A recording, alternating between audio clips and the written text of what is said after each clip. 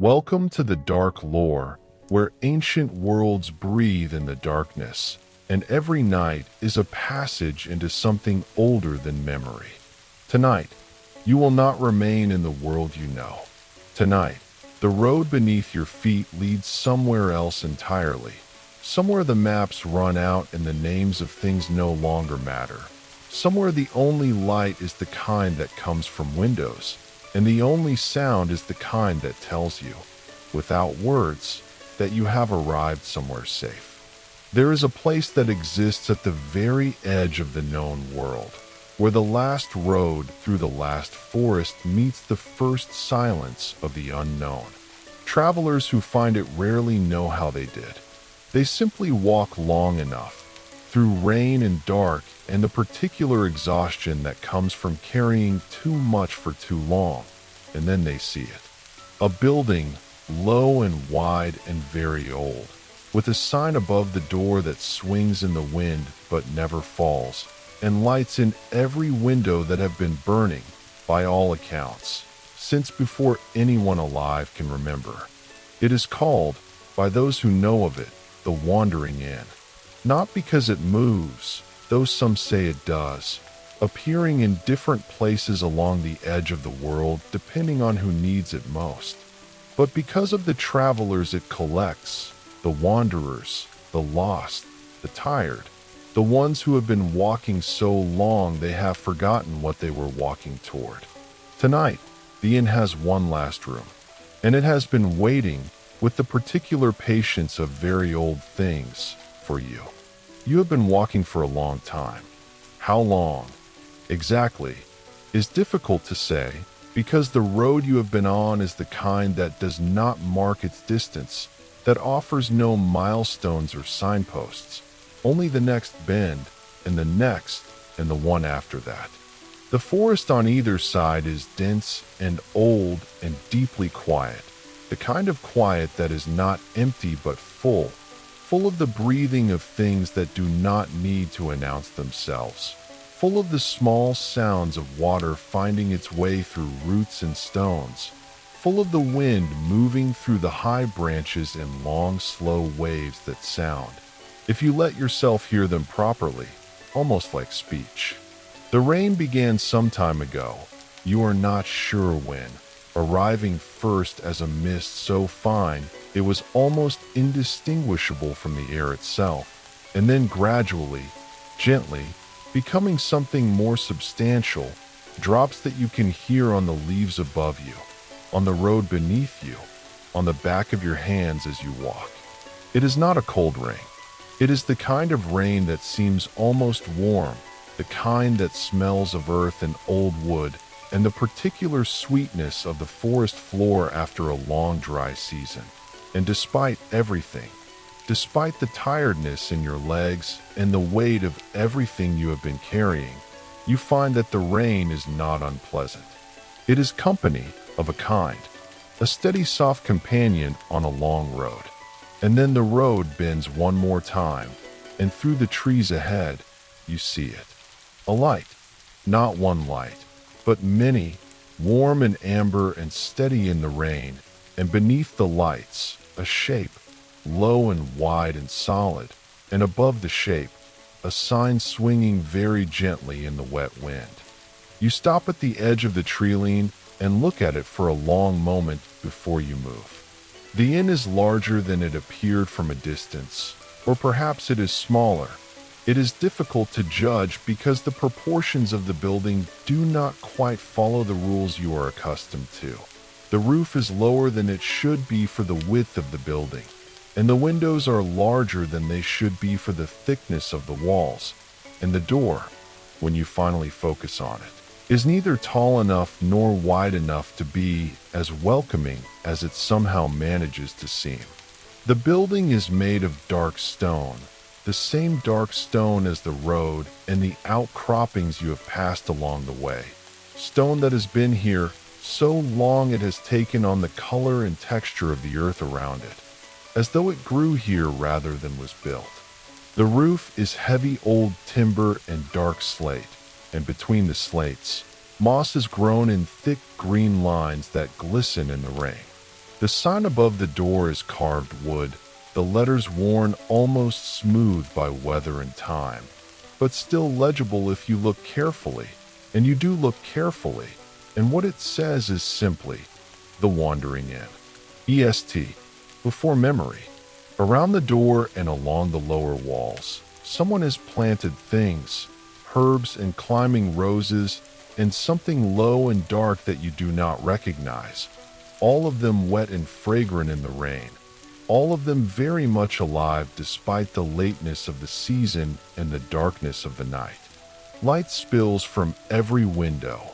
amber and warm and utterly steady, not flickering as candlelight does, not moving as firelight does, just present, as though the light itself has decided to stay here and see no reason to go anywhere else. You take one step toward the door, and then another, and the rain falls on your shoulders, and the smell of the herbs reaches you, and something in your chest does what it does when you have been traveling a very long time, and you finally see the place where you are going to rest. The door opens before you reach it, not swinging wide, not thrown open, just moving inward by a few inches, as though the inn itself has noticed your approach and is holding the door politely for you the way a person holds a door for someone whose hands are full, which yours are, in a manner of speaking, though not with anything you are carrying.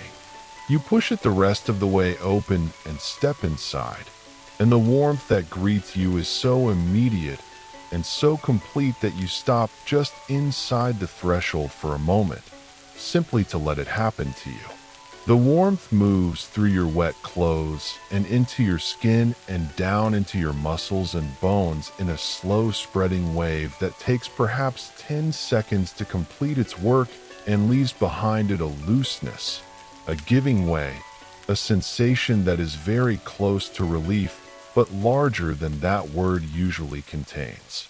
The sound of the rain outside becomes a distant murmur, still present, still audible, but separated from you now by stone and timber and the particular thickness of walls that have been absorbing sound for a very long time. You let the door close behind you and stand in the entrance of the Wandering Inn and look around at what you have found. The main room is long and low-ceilinged, lit by candles and iron holders on every table and by a fireplace at the far end that is wide enough to stand in and contains a fire that is neither new nor small, a fire that has clearly been burning for a very long time and intends to go on doing so. The floor is dark wood, worn smooth by decades or centuries of boots, and it gives very slightly under your feet in a way that is not alarming but deeply pleasant,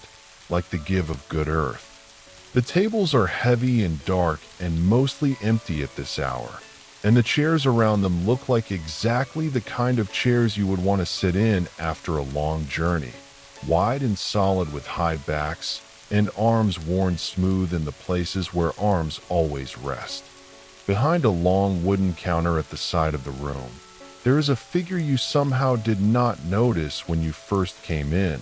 though they are not small and are standing in plain sight.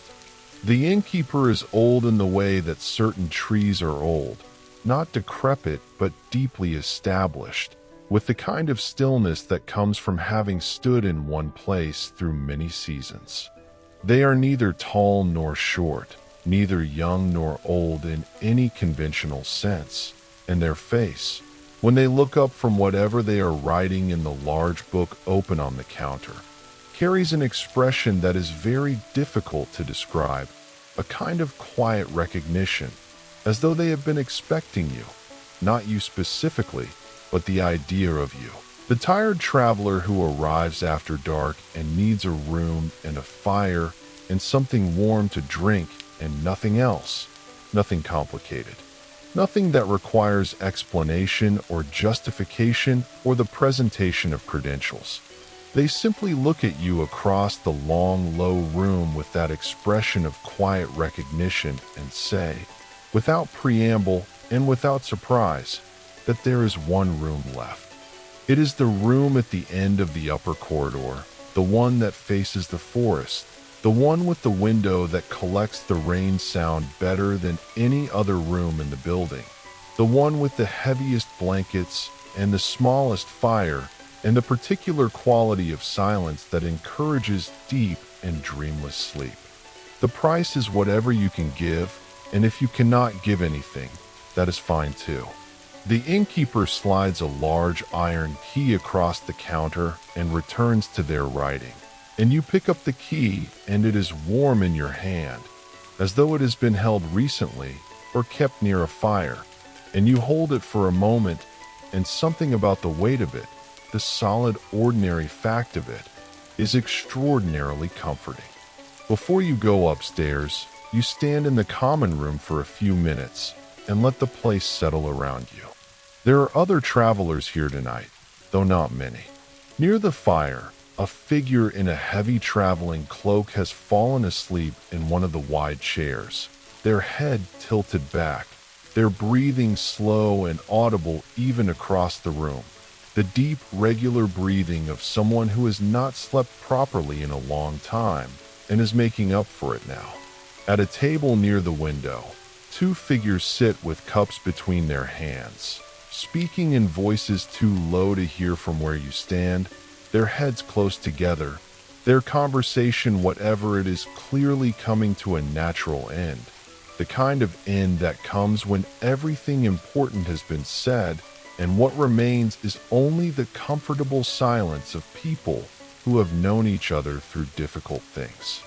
Against the far wall, an old dog of indeterminate breed lies stretched out on a mat, its enormous paws twitching very slightly in some dream of running, its coat the color of the dark wood around it. It does not wake at your entrance, does not raise its heavy head, simply continues its dream, and you watch it for a moment with the particular affection you feel for sleeping animals, for the utter uncomplicated completeness of their rest. The fire at the end of the room cracks softly and sends up a brief shower of orange sparks that rise and vanish into the chimney, and the candles on the empty tables burn in their steady, unhurried way, and the rain on the windows runs in long, slow lines that catch the light and release it, and the warmth continues its work on your tired body, and you find that you are already, before you have even gone upstairs, already beginning to let go of the long road that brought you here. The innkeeper, without being asked, has placed a cup on the counter beside where you are standing, and you take it and cup both hands around it and bring it to your face to smell before you drink. The steam rises in slow spirals and carries with it something that you cannot immediately name, something that is partly the smell of dark honey and partly something herbal and green and very old, partly the smell of wood smoke, and partly something else entirely, something that has no specific reference in your experience but feels, when you breathe it in, like the olfactory equivalent of the word rest. You take a sip and the warmth moves through you in a different way than the warmth of the room, more direct, more deliberate, like something that knows exactly where it is going and is going there with quiet purpose. It reaches your shoulders first, and they drop by a degree, a small but very real degree, and then it reaches the space behind your eyes, and that space softens, and then it reaches your hands, and they loosen around the cup, not dropping it, but simply holding it without the tension you did not know was there until it was gone. You drink slowly, in small sips, not because you are being careful, but because there is no reason to hurry, because the cup will be full as long as you need it to be, because this is the kind of place where the things that need to keep happening without any effort on your part. The two travelers at the window table have gone now, quietly, without your noticing, and the sleeping figure by the fire has shifted deeper into sleep. They're breathing even slower than before, and the dog has stopped its dream running and lies perfectly still, and the common room is very quiet, and very warm and very exactly what you needed it to be. You take your cup and your key and you cross the common room toward the staircase at the far end, passing the sleeping traveler in their chair, passing the dog on its mat, passing the fireplace, which radiates a heat so steady and deep it feels almost solid, like something you could lean against. The staircase is narrow and old, its steps worn into gentle curves in the middle from the passage of countless feet, and the banister is dark wood polished by the same countless hands to a deep shine. And as you climb, each step gives a sound that is not quite a creak, but something softer than that. A low, comfortable sound that says old house, says good wood, says many travelers, says you are not the first and will not be the last but tonight. For now, this is yours. The walls of the staircase are hung with things, old maps in dark frames, botanical drawings of plants that may or may not exist, a painting of a coastline that is definitely not of any coast you know, several small brass lanterns that cast small warm pools of light on the worn runner of the stairs. At the top of the staircase is a corridor, low-ceilinged and narrow, with doors on either side, all of them closed, and from behind at least two of them comes the sound of breathing, the slow, deep breathing of people in deep sleep, and the sound of it is immediately contagious, something in you recognizing that sound and responding to it the way you respond to the sight of a bed after a very long day. You walk slowly down the corridor, looking at the doors as you pass. Each one is dark wood with a number in tarnished brass, and each one is closed with the particular definiteness of a door behind which someone is sleeping and does not wish to be disturbed. The corridor smells of beeswax and old wood and faintly, very faintly, of the same herbs you noticed outside the door of the inn, and beneath all of it, the particular smell of a house that has been lived in for a very long time by people who took care of it, a smell that is impossible to manufacture and impossible to mistake, a smell that means home even if this is not your home, even if you have never been here before, even if you do not know whose home this is or has been. At the end of the corridor, as the innkeeper said, is the last door.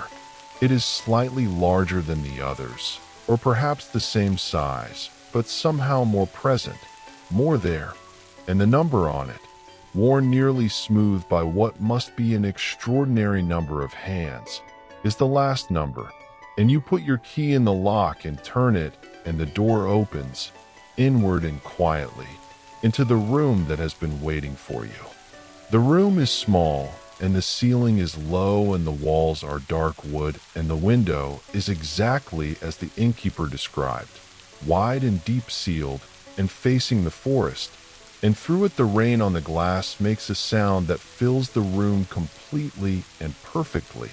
a sound that is neither loud nor soft, but exactly right, a sound that seems to have been calibrated specifically for this room and this night, and this particular quality of tired that you are carrying. There is a bed against the wall opposite the window, not large but not small, with a frame of dark iron and a mattress that looks, from where you stand in the doorway, exactly like the kind of mattress that knows what it is for and is very good at it. The blankets on the bed are dark and heavy, folded back at the top with a precision that suggests they have been prepared by someone who has thought carefully about what it means to come to a bed exhausted, who understands that the first moment of contact between a tired body and good blankets is one of the better moments available to a human being. In the corner, a small fireplace, smaller than the one downstairs but no less warm, contains a fire that is already established and has already settled into its rhythm, burning low and steady in amber and deep orange, and in front of it, a wooden chair with a worn cushion, and beside the chair, a small table with a candle on it that is already lit, and on the sill of the wide window. Someone has placed a small bunch of dried lavender that moves very slightly in the breath of the room. You set down everything you've been carrying, not because you decided to, or not only because you decided to, but because the room itself seems to suggest it the way a deep chair suggests sitting and a wide bed suggests lying down, with a kind of gentle gravity that makes the alternative seem not just unnecessary but faintly absurd. You set it all down and immediately feel the difference in your shoulders and your back and your hands, the difference that is always larger than you expect it to be, because you always forget between one moment of carrying and the next moment of setting down just how heavy the things you carry actually are. You sit in the chair by the fire and let the heat find you,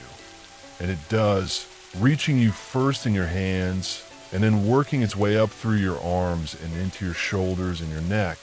And you feel the particular release that happens when warmth meets a muscle that has been tense for too long. The slow unwinding, the gradual giving way. The rain on the window is steady and close, and exactly the right sound for a room this warm and this still. The fire gives a single soft crack and settles deeper into its coals. Outside, the forest is very dark and very old and very patient, and the rain falls through it in long silver lines. And somewhere in an owl makes one sound and then is silent again, and the silence after is deeper for having been interrupted. And you sit in the chair by the fire and let your eyes drift closed and open and closed again, and each time they close they take a little longer to open. You go to the window and look out at the forest for a moment before you sleep. The rain is heavier now, or perhaps it only seems heavier because you are watching it, each drop catching the faint light from the end's windows for a fraction of a second before it disappears into the dark below. The trees are very close, closer than you realize, their nearest branches almost reaching the glass. And on those branches the rain collects and runs and falls in larger drops from the tips of the leaves, and the sound of those larger drops on the sill of the window is distinct from the sound of the direct rain, lower and more irregular and somehow more intimate, like the sound of the house settling, like the sound of something old and comfortable making itself comfortable beyond the nearest trees. The forest deepens quickly into a darkness that is complete and total, the kind of darkness that exists only in old forests on rainy nights when there's no moon, a darkness that is not empty but full of the life of things that do not need light, full of the quiet processes of the forest going about its ancient business without any reference to or need for human presence. You look into that darkness for a moment and feel, surprisingly, no unease. Only a kind of gratitude for the glass between you and it, for the fire behind you, for the weight of the blankets you can see from here, turned back and waiting. You turn away from the window and the forest and the rain, and you go to the bed. The moment you sit on the edge of the bed, you understand that the mattress is exactly what it appeared to be, which is to say extraordinary in its ordinary way, neither too soft nor too firm, but precisely and specifically right for a body that has been upright and moving for too long and now, finally, is being given permission to be horizontal and still. You lie back and the blankets come over you with a weight that is immediately comforting, a weight that says here, says stay, says there is nowhere else you need to be and nothing else you need to do, and no version of yourself required for the rest of this night other than the one who is lying here under these blankets with the fire in the corner and the rain on the window and the old forest outside and the whole quiet and around you like a hand cupped gently around a small warm light. The pillow is cool against your face and then warm, And the sound of the rain is different from here, lower and more enveloping, coming from all sides at once because the window is wide and the walls are old stone, and the rain finds its way to you from multiple directions, from the glass directly, and from the roof above, and from the eaves, and from the ground below, where it collects and runs in small fast streams. You lie under the heavy blankets and listen to all of it and let your body do what bodies do when they're finally allowed to stop, which is to say, everything. Every muscle making its small individual decision to release. Every joint quietly letting go of the tension it has been maintaining. Every part of you slowly, completely giving up the work of being upright and awake and on your way somewhere. From where you lie, you can see the small fire in the corner fireplace without turning your head, a low amber glow that pulses very gently in a rhythm that you find, after watching it for a while, is not quite random, not quite regular, somewhere between the two in a way that is deeply hypnotic, that invites the eye to follow without demanding it, that offers something to look at without requiring that you actually look. The shadows it casts on the low ceiling move with the same rhythm, long and slow and very soft.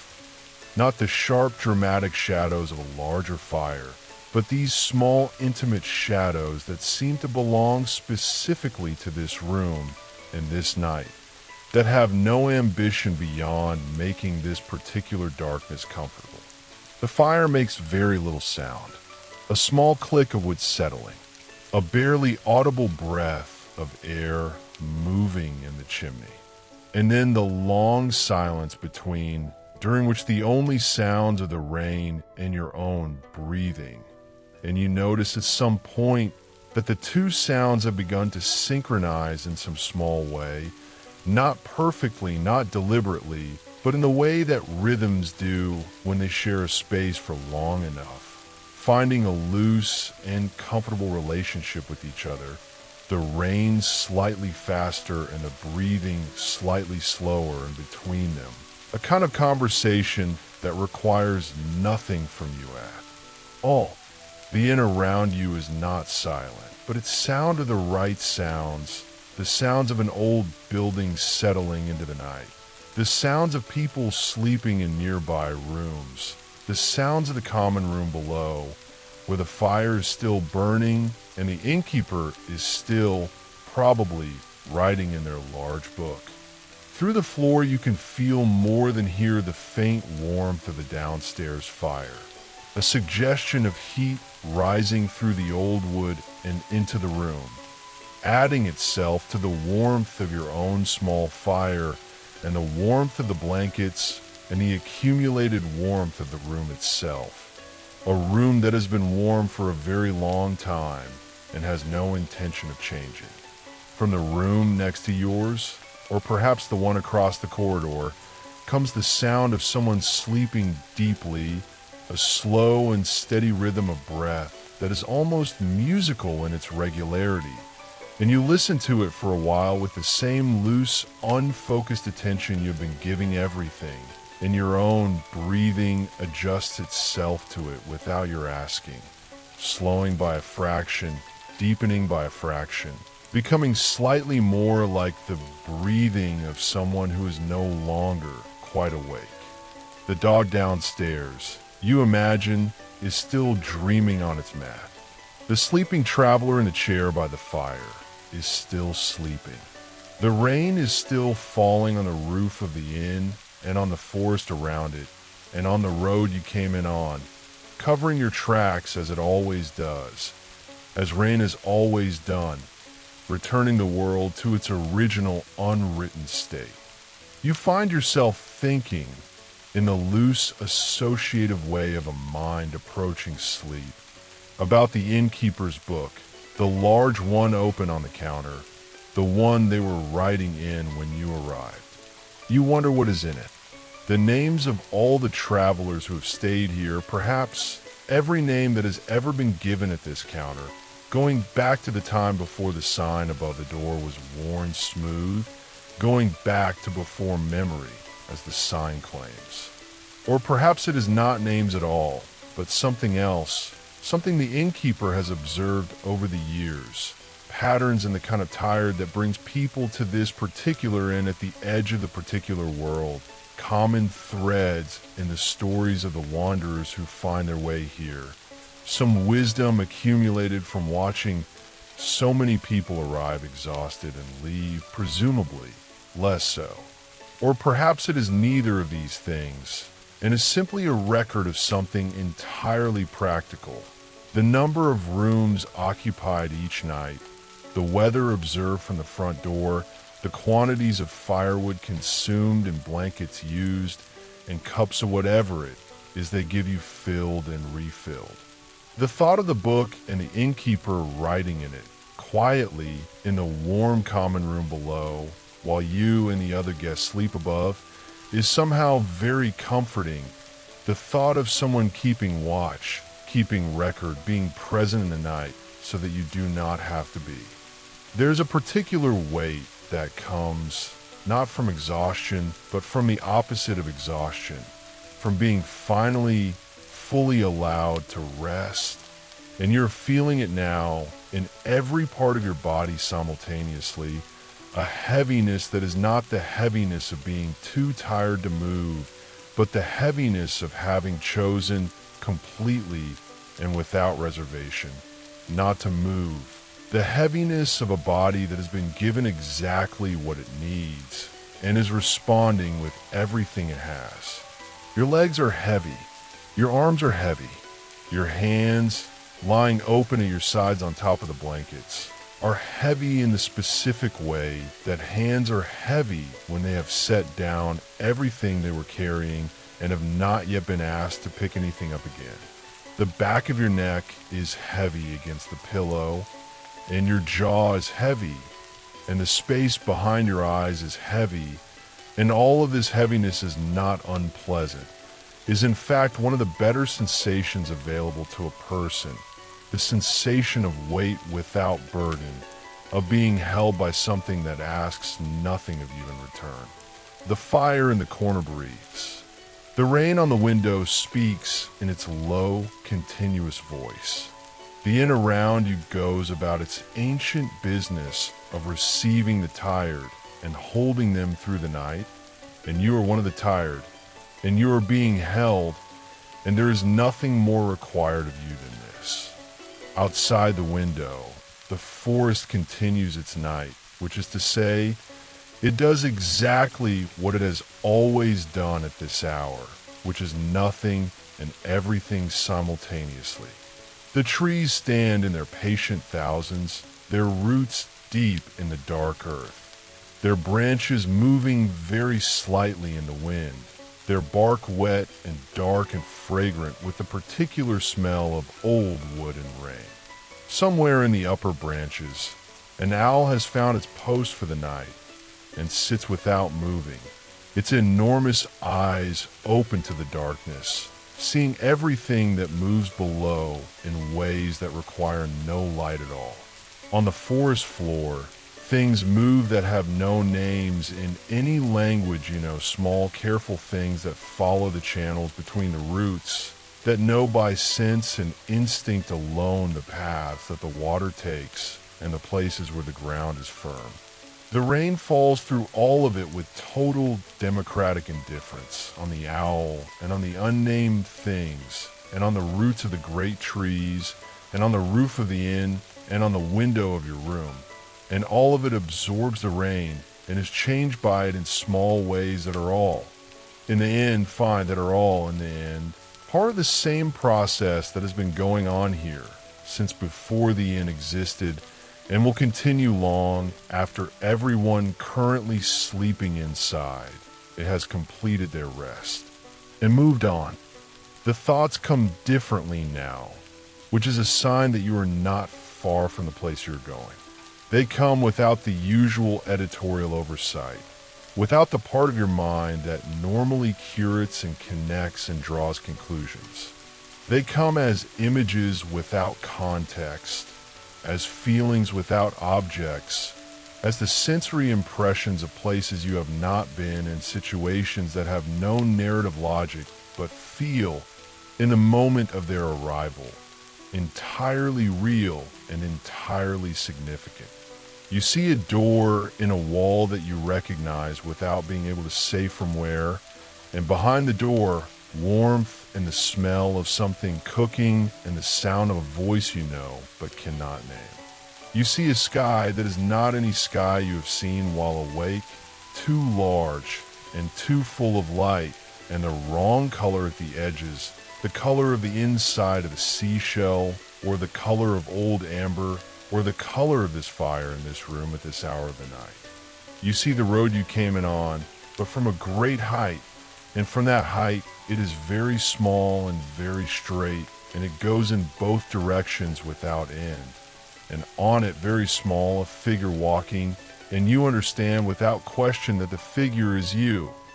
And you watch the figure with the compassion you feel for things that are working very hard. And then the image changes and you're somewhere else entirely. Somewhere that has no equivalent in anything you have seen while awake. Somewhere that your sleeping mind has assembled from the materials of tonight, from the inn and the fire and the rain and the forest and the warmth and the blankets and the sound of the innkeeper's pen on the page of the large book,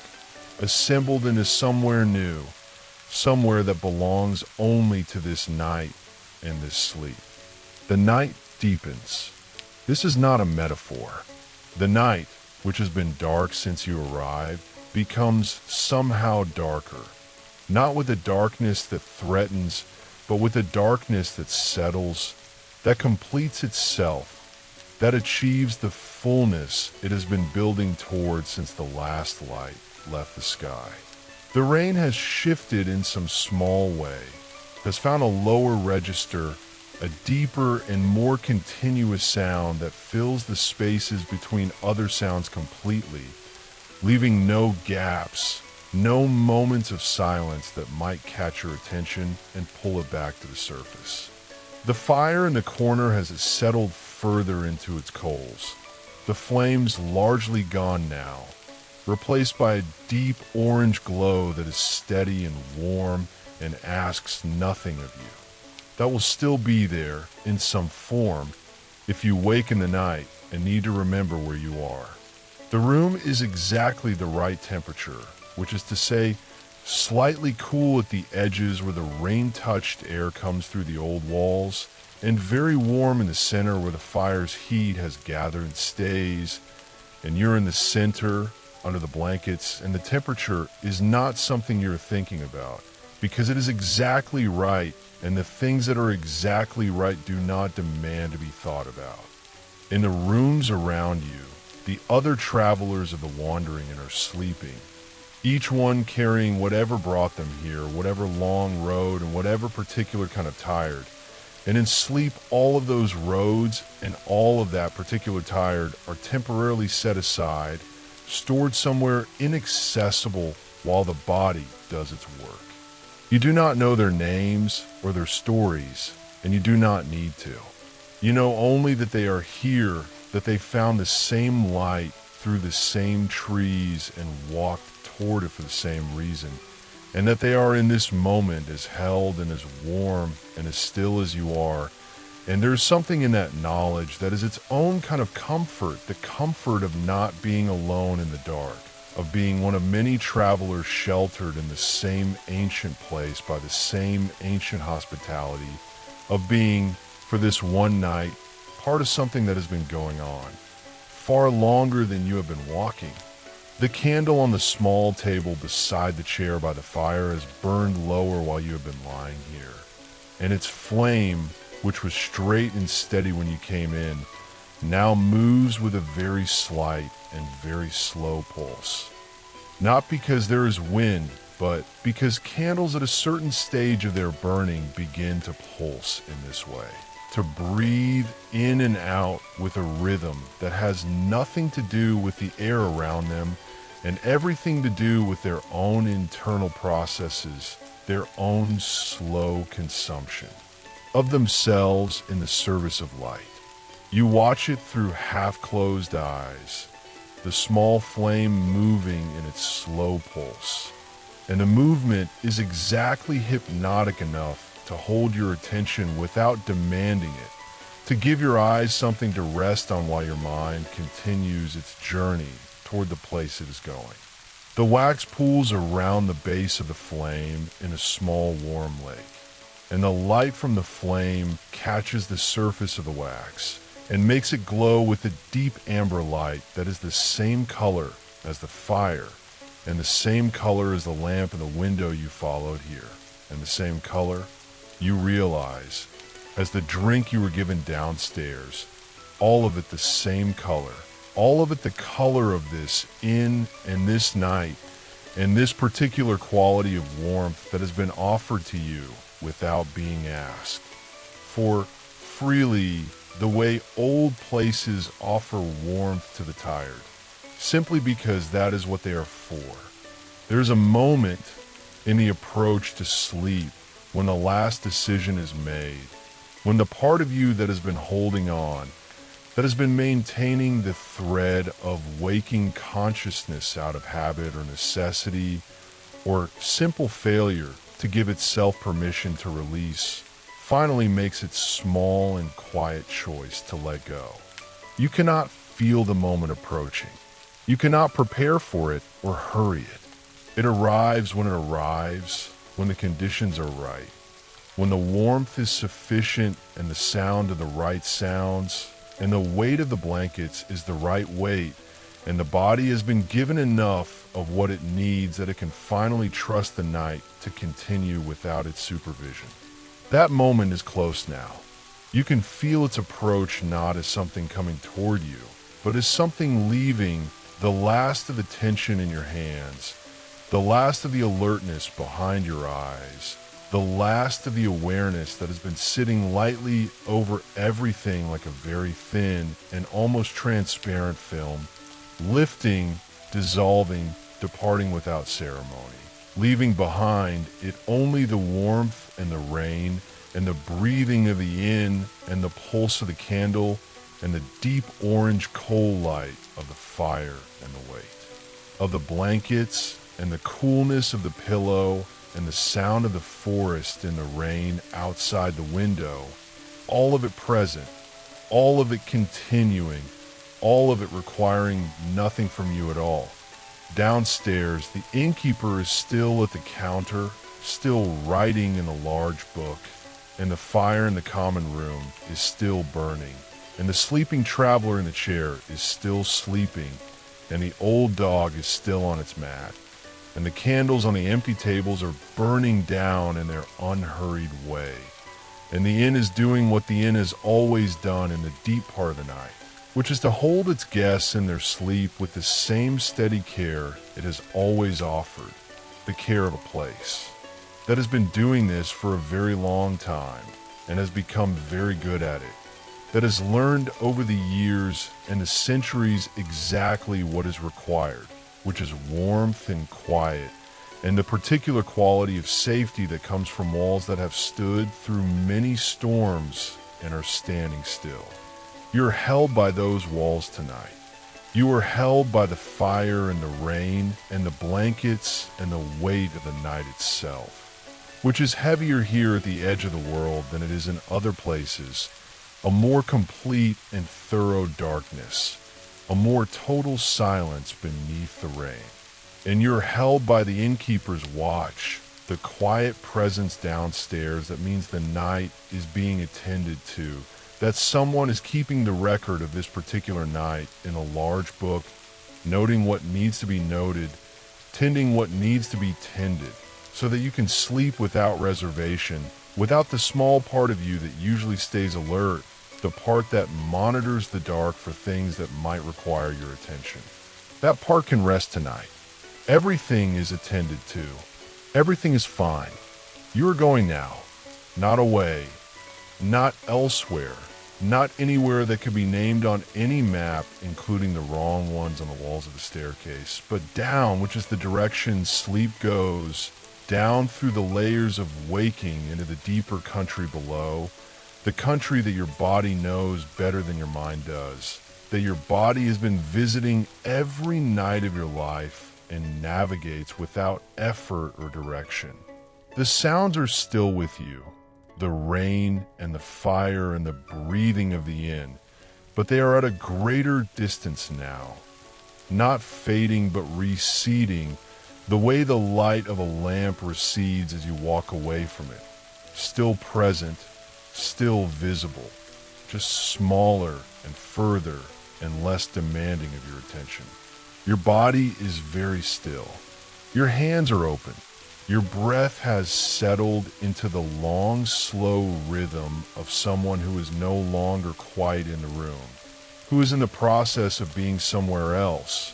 who is committed to the journey downward and is now simply following it where it goes.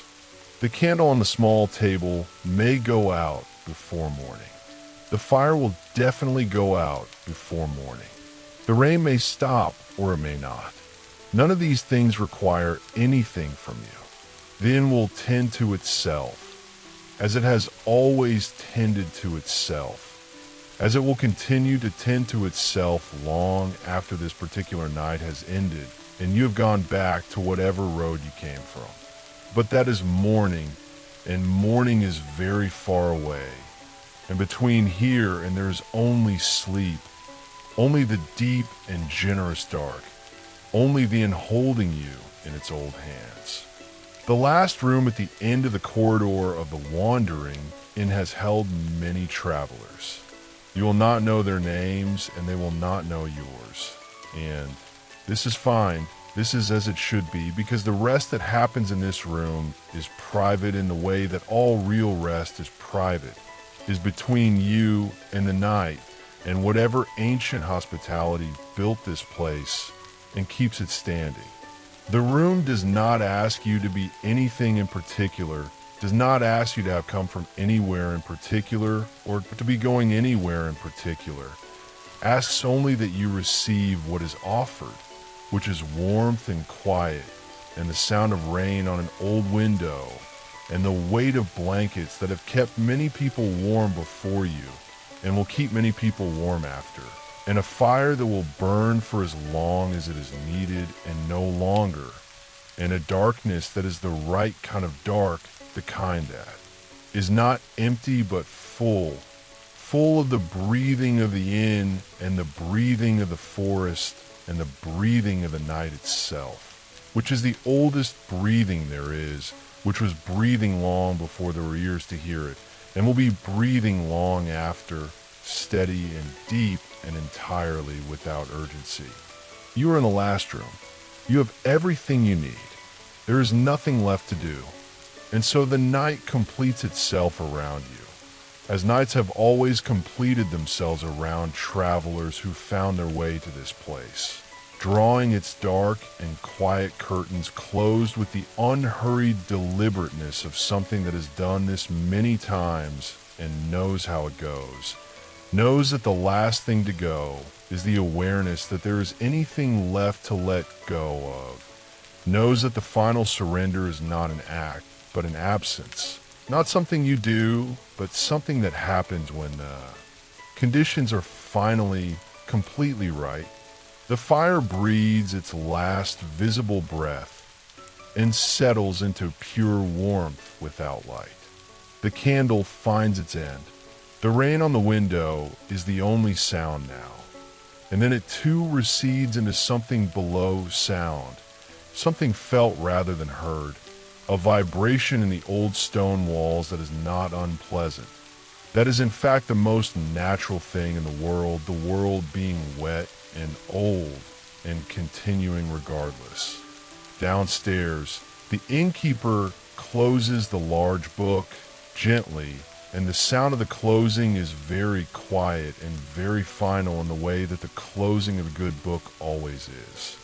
The old dog stretches on its mat and sighs. The fire in the common room breathes. And you, in the last room at the end of the corridor, in the inn at the edge of the world, are completely and utterly and deservedly asleep, held by walls that have stood through every kind of night, kept warm by fires that have never gone entirely out, listened to by rain that has been falling on this roof for longer than anyone alive can say, and will be falling still when a morning comes, which it will gently, as mornings always come to this place, slowly, with the light arriving first in the highest branches of the forest, and then on the wet road below, and then finally at the window of the last room, where you will find yourself warm and rested and ready when you are ready to go on. This is the Dark Lore. Sleep well, traveler. You have earned this rest.